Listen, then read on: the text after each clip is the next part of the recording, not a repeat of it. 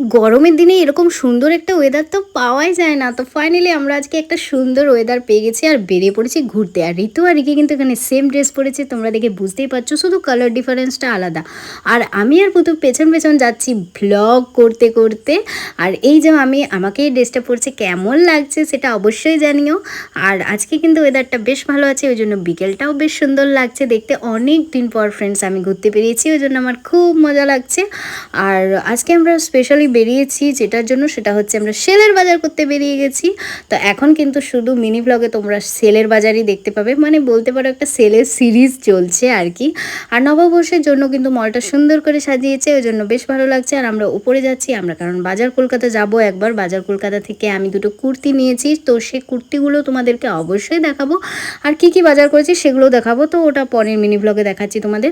তারপর চলে এলাম আর রোল নিয়ে নিলাম, আর দেন বাড়ি চলে যাবো। টাটা সবাইকে।